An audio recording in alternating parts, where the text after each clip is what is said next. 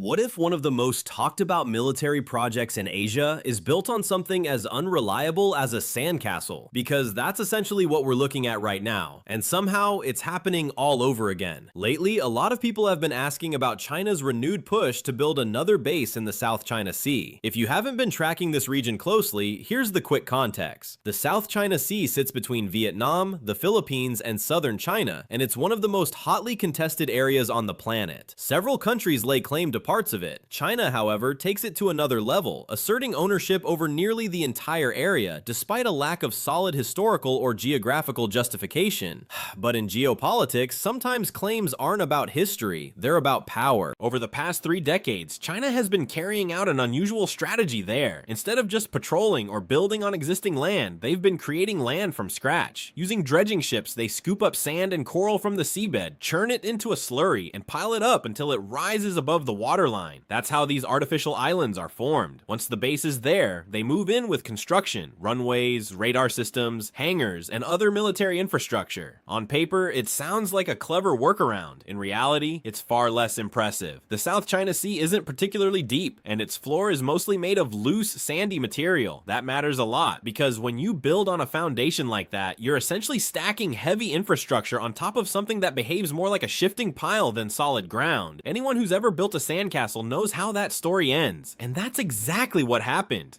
In many cases within a year, sometimes just months, the ground beneath these structures began to settle. Over a few years, the problem got worse. Runways warped and became unusable. Aircraft couldn't safely land. Reinforced hangars, which are supposed to protect valuable equipment, started to crack under stress. What looked like a strategic advantage quickly turned into a maintenance nightmare. Eventually, about 7 years ago, the expansion slowed and then stopped. It wasn't officially announced as a failure, but the silence spoke volumes. Something clearly wasn't working, so why is it back now? To understand that, you have to look beyond engineering and into politics. Around that same period, China's leadership structure shifted significantly. President Xi Jinping consolidated power, and in the process, removed many of the advisors who might have challenged his decisions. These were the people who could say, "This plan isn't delivering results, it's draining resources."